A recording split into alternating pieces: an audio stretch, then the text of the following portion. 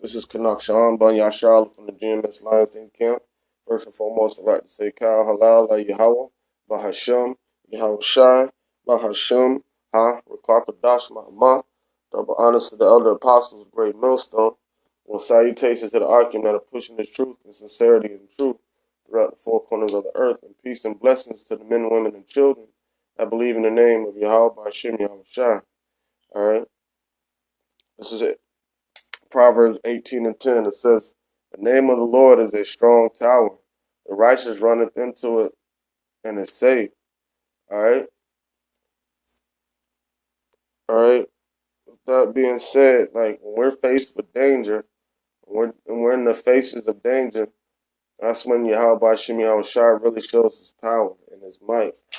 All right. Sometimes he'll put us in dangerous situations just to show our faith in his power. All right. But he's not going to show his power unto the ones that don't have faith. All right, so we need to have faith when we're in these dangerous times that the Lord is going to deliver us, just like how he had delivered all our brethren that are written in the book. All right, it says the name of the Lord, Yahweh Shem Yahweh Shai, is a strong tower, and the righteous run into it and is safe. All right, so basically, we have the Lord to protect us at any given time, as long as we have faith, no matter how dangerous the situation is. And I want to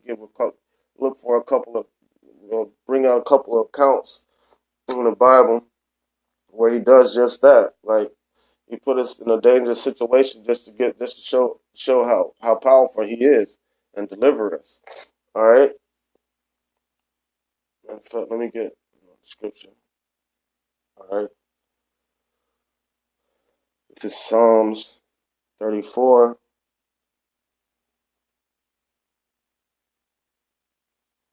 Actually, let me get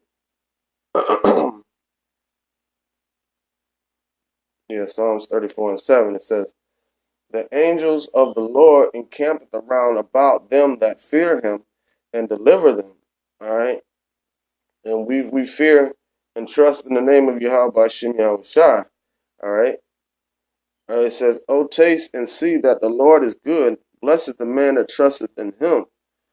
O fear the Lord, ye his saints, and there is no want to them that fear him. All right. As a matter of fact, let me get a precept for that. It's in Sirach. I think it's Sirach 40, if I'm not mistaken. Yeah, Sirach 40. Sirach 40 and 26. It says, riches and strength lift up the heart, but the fear of the Lord Yahweh Shem Yahweh Shai, is above them both. There is no want in the fear of the Lord, and it needeth not to seek help. All right, because our help comes from Yahweh Shem Yahweh Shai. All right, and he knows that he's gonna, and we know he knows our needs and our wants, and we get deliverance from that. Let me go back to Proverbs real quick.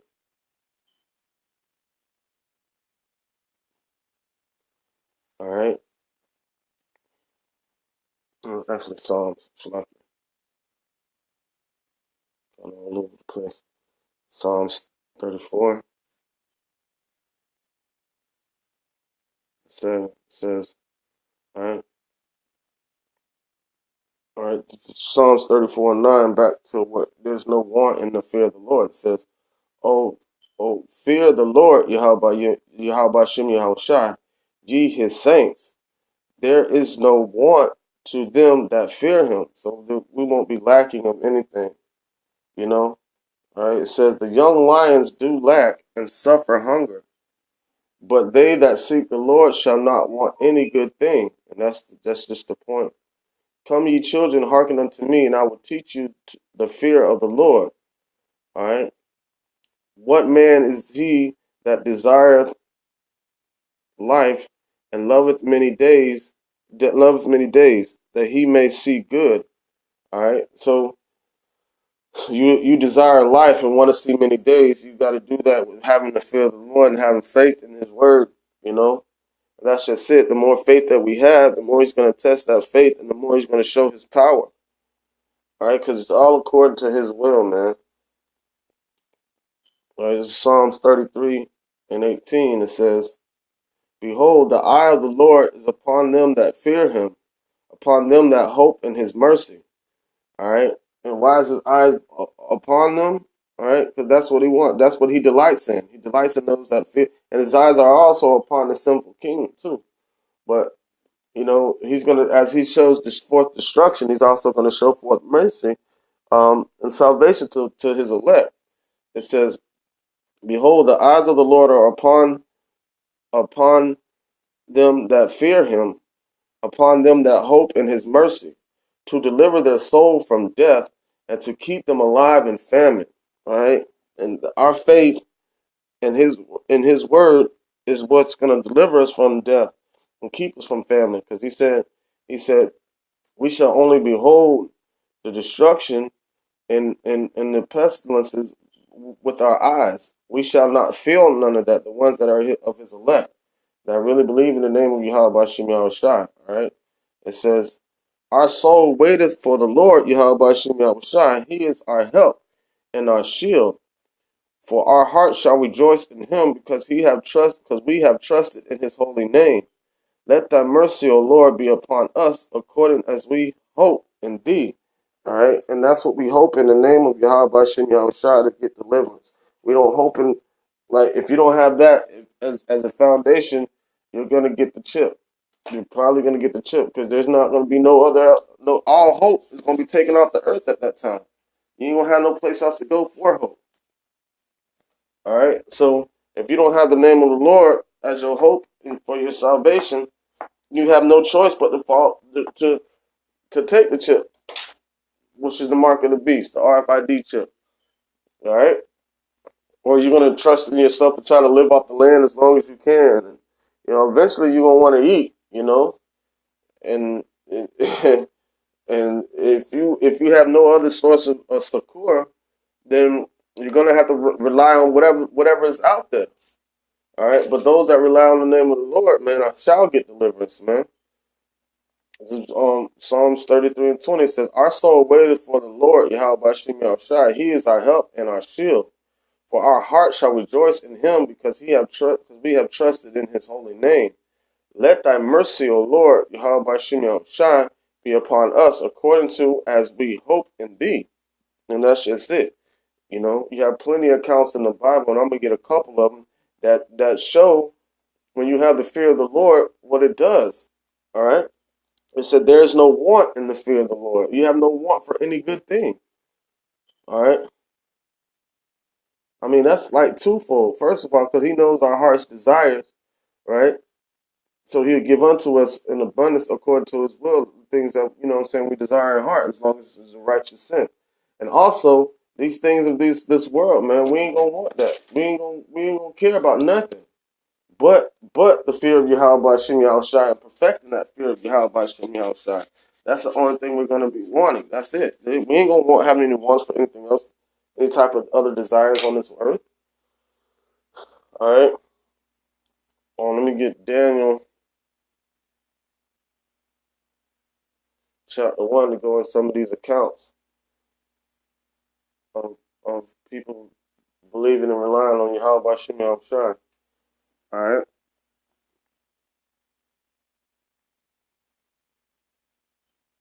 Shalom. All right. This is Daniel chapter 1. It says, "In the 3rd year of the reign of Jehoiakim, king of Judah, came Nebuchadnezzar, king of Babylon, unto Jerusalem, and besieged it." All right. It says, I think this happened like around 605, 606 BC. I'm not sure. Right around that time. And it says, "And the Lord gave Jehoiakim, king of Judah, into his hand, with part of the vessels of the house of Yahweh, which he carried unto the land of Shinar, to the house of his God, and he brought the vessels into the treasure house of his God. All right, this is when Shadrach, Meshach, and Abednego, we're gonna get into their real names, um, came in, and Daniel came into Babylon. And we're going to see how the Most High put them in the face of danger and delivered them to show his power. All right, it says, and the king spake unto Ashpenaz,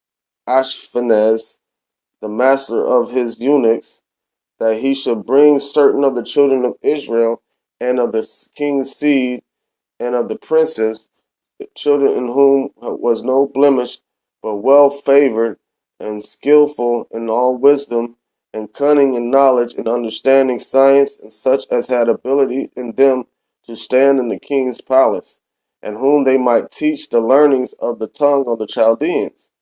All right. And the king appointed them a daily provision of the king's meat and of the wine which he drank, so nourishing them 3 years, that at the end thereof they might stand before the king. Now among these were the children of Judah, Daniel, Hananiah, Mishael, and Azariah. Those are their Hebrew names. Well, Daniel, Allah, I'm not sure how to say. You can look them up. But anyway, it says, unto whom the prince of the eunuchs gave names, for he gave unto Daniel the name of Belteshazzar, which means Baal, protect the king, protect my king, or something like that, which is wicked. And Hananiah he gave Shadrach, and to Mishael, um, Meshach, and Azariah, Abednego. And these are all, and see, you can see the same thing happening to this day.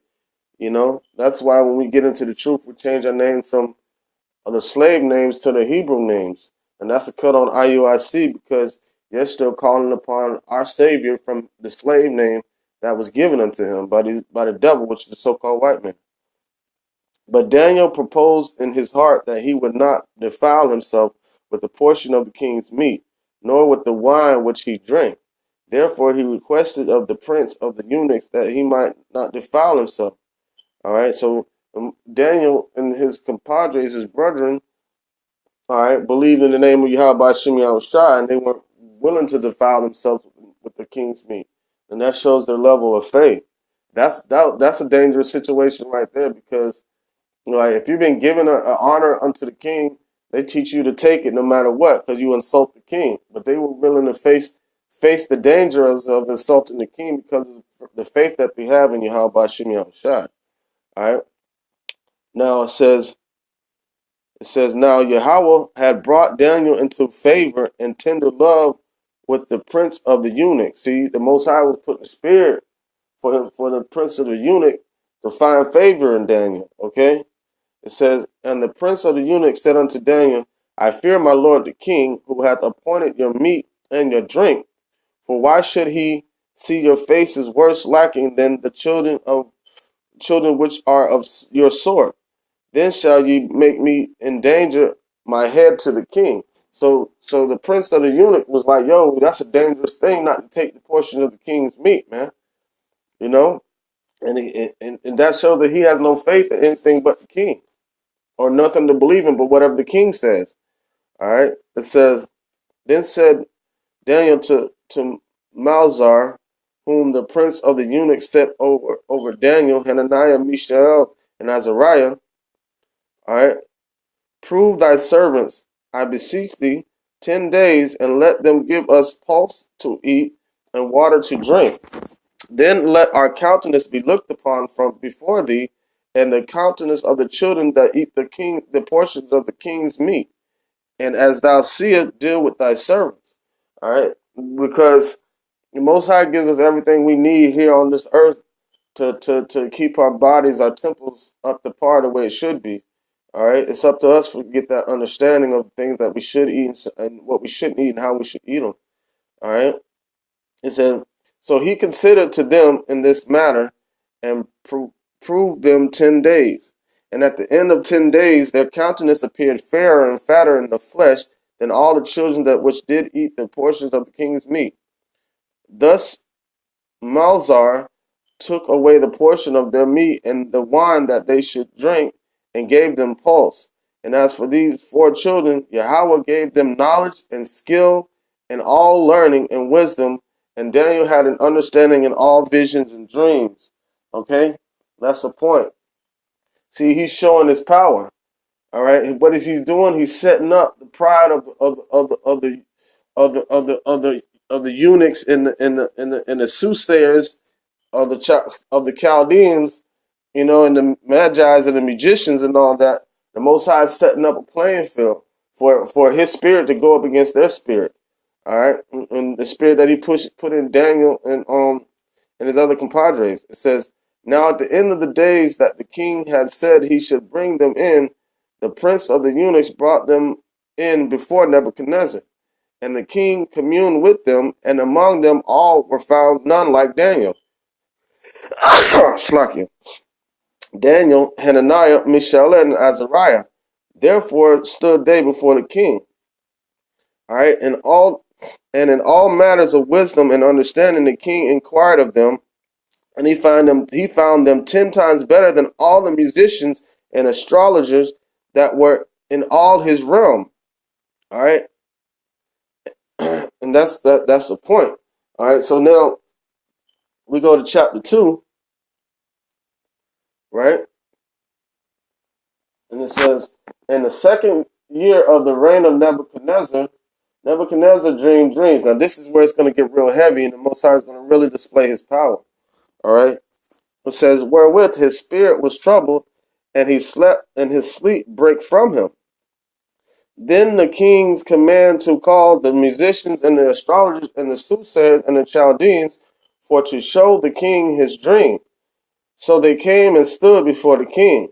And the king said unto them, I dreamed a dream, and my spirit was troubled to know the dream. All right. So you have a lot of different accounts where the Lord, like, physically did what he did. Like when they were thrown in when Shadrach, Meshach, and Abednego were thrown in the and I hate calling them their slave names. I just can't remember the Hananiah, Mishael, and Azariah were thrown in the fiery furnace, right? The Lord jumped in there and physically pulled them out of the furnace and pulled them through the fire. All right, that's going to be the end all tell all when we get pulled through the fire when those missiles hit. All right, but the reason why I picked this because he was dealing with them spiritually. He gave them, because the scriptures say knowledge and wisdom shall be the stability in that time and strength of salvation. So see how he was preparing them, their minds, with all the wisdom that they needed before Daniel entered into the lion's den, before Hananiah, Mishael, and Azariah were thrown in the fiery furnace, before the Lord showed up physically. He had dealt with them spiritually and built their spiritual up, because the scripture said, knowledge and wisdom shall be the stability of that time and strength of salvation. All right, and this is accounts of him building them spiritually. Now they have more knowledge and wisdom than any of the Chaldeans, any of the ones that are supposed to be the eunuchs. All right, all the astrologers and the musicians and all that. He had more. Daniel and his 3 brethren had more understanding and wisdom than any of them. Really, they didn't have none, and we have the true power, the true spirit, the Holy Spirit. All right. So that's why this account is so important, because what he's doing with them mentally. All right. This is Daniel 2:2. It said, then the king commanded to call the musicians and the astrologers and the soothsayers and the Chaldeans for to show the king his dream. So they came and stood before the king. And the king said unto them, I dreamed a dream, and my spirit was troubled to know the dream. Then spake the Chaldeans to the king and Shiriach, O king, live forever. Tell thy servants the dream, and we will show thee the interpretation. All right. This is when it gets crazy. It says, the king answered and said to the Chaldeans, the thing is gone from me. If ye will not make it known unto me the dream with the interpretation thereof, ye shall be cut in pieces, and your houses shall be made a dunghill. But if ye show me the dream and the interpretation thereof, ye shall receive of me gifts and rewards and great honor. Therefore, show me the dream and the interpretation thereof. So when Nebuchadnezzar woke up, he forgot the dream. Okay? He forgot the dream. But he was like, if y'all so powerful, y'all so wise, tell me what my dream was and tell me the interpretation. He's like, I could tell you my dream, and you can tell me anything and tell me it's the interpretation thereof. He said, you know what I'm saying? He's going to get to that point. He said, it says, all right, it says, Daniel 2:7, it says, they answered again and said, let the king tell his servants the dream, and we will show the interpretation of it. All right, they're trying to back up out of it. It said, the king answered and said, I know of certainty that ye would gain the time because ye see the thing is gone from me. All right, see, they trying to stall him out, you know. He said, but if ye will not make known unto me the dream, there is but one decree for you. For ye have prepared lying and corrupt words to speak before me till the time be changed. Therefore tell me the dream, and I shall know that you can show me the interpretation thereof. All right, he said, yo, basically, you preparing lies to tell me if I tell you this dream. So if you tell me the dream, if you tell me my thoughts, then I know you have the power and wisdom to understand and to break this dream down and then give me the interpretation thereof. But if I tell you this dream, you ain't gonna do no preparing lies before my face. All right, and that's the Most High put the spirit on Nebuchadnezzar to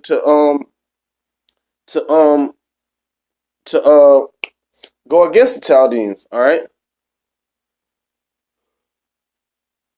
All right. Okay. All right. All right. Where we at? Where we at? Okay. All right. This is Daniel 2:10. It said, the Chaldean answered before the king and said, there is not a man upon the earth. This is a great point. There is not a man upon the earth that can show the king's matter. Therefore, there is no king, lord, nor ruler that asks such things of any magician or astrologer or Chaldean.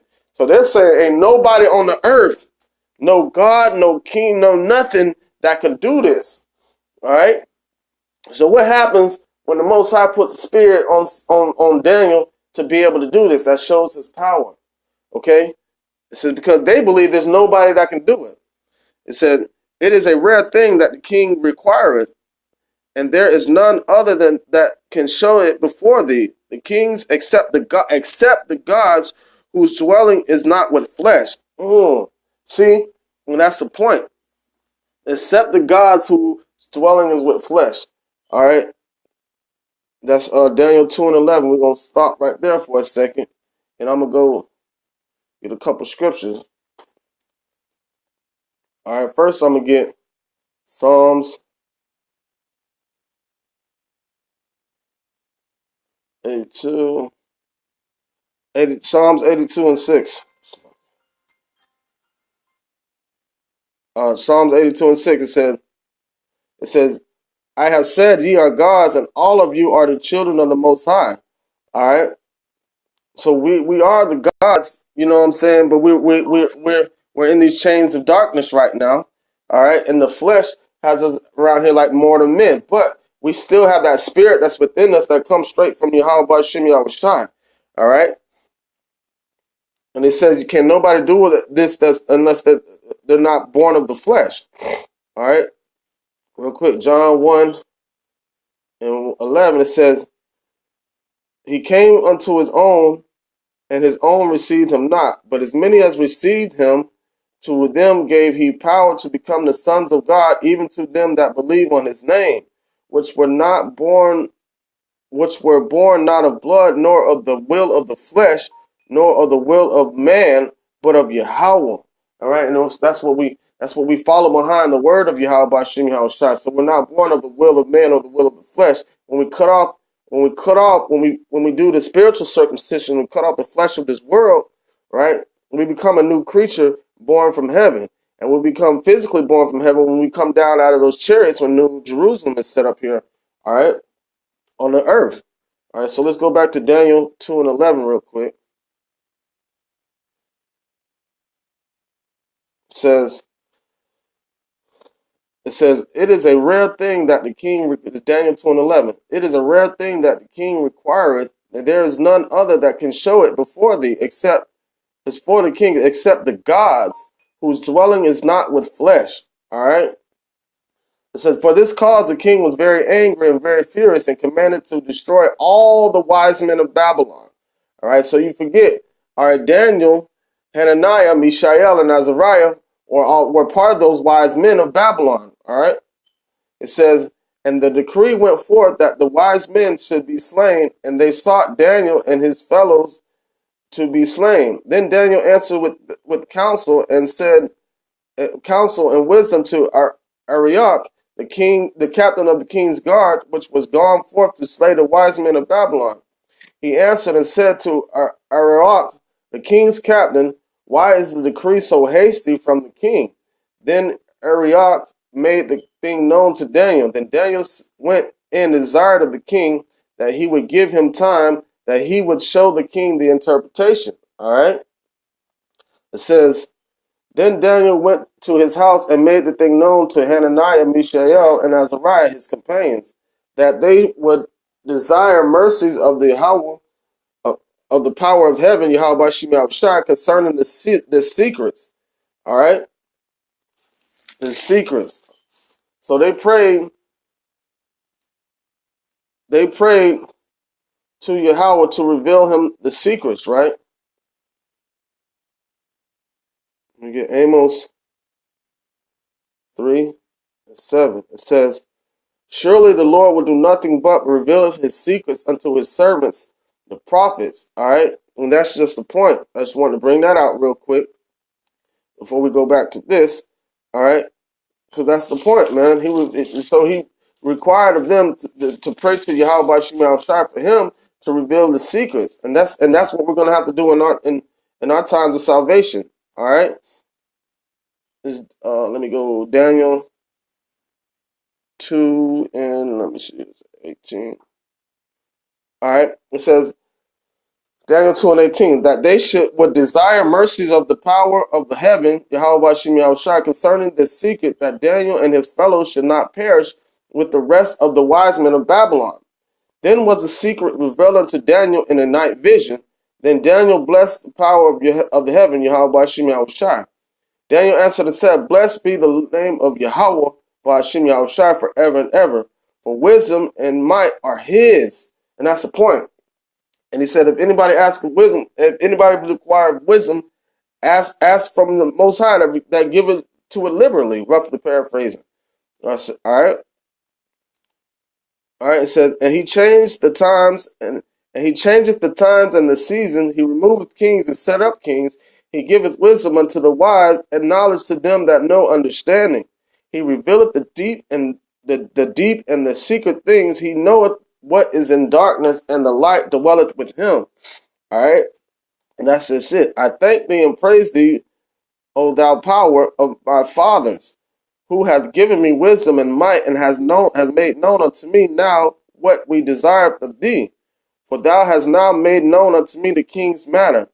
Therefore Daniel went unto Arioch, whom the king had ordained to destroy the wise men of Babylon. He went and said thus unto him, destroy not the wise men of Babylon. Bring me in before the king, and I will show unto the king the interpretation. Then Arioch brought in Daniel before the king in haste, and said this unto him, I have found a man of the captains of Judah that will make known unto thee the interpretations of the king, right? All right. So then that's the point. So Daniel, before they were in the face of danger, going to be destroyed by the rest of the wise men of Babylon, but the Most High gave them the spirit, because it said, knowledge and wisdom shall be the stability of that time and strength of salvation. All right. So he rose that spirit up. He said, as the enemy rushing as a flood, the spirit of the Lord shall rise up a standard against them. All right. And wisdom is the key thing when dealing with spiritual power. All right. Because if you don't have wisdom, you become a tyrant. All right. I'm going to close it out with this. Let me get 2nd Ezra chapter 13, verse 20.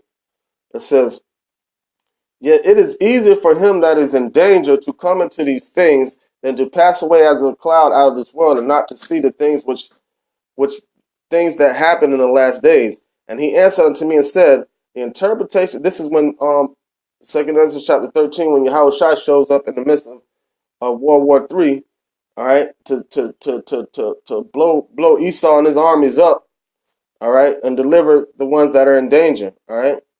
It says, yet it is easier for him that is in danger to come into these things than to pass away as a cloud out of the world, and not to see the things that happen in the last days. And he answered unto me and said, the interpretation of the visions shall I shew thee, and I will open up unto thee the things that thou hast required. Whereas thou hast spoken of them that are left behind, this is the interpretation. He that shall endure the perils in that time hath kept himself. They that be fallen into danger are such as have works and faith towards the Almighty. All right. Know this, therefore, that they which be left behind are more blessed than they that be dead. All right. So, but those that are faced with danger are better than the ones that were taken away out of danger. All right. It says, this is the meaning of this vision. Whereas thou saw a man coming, all right, coming up out of the midst of the sea, the same is he whom YAHAWAH the highest hath kept for a great season, which by his own self shall deliver his creature, and he shall order them that are left behind. All right.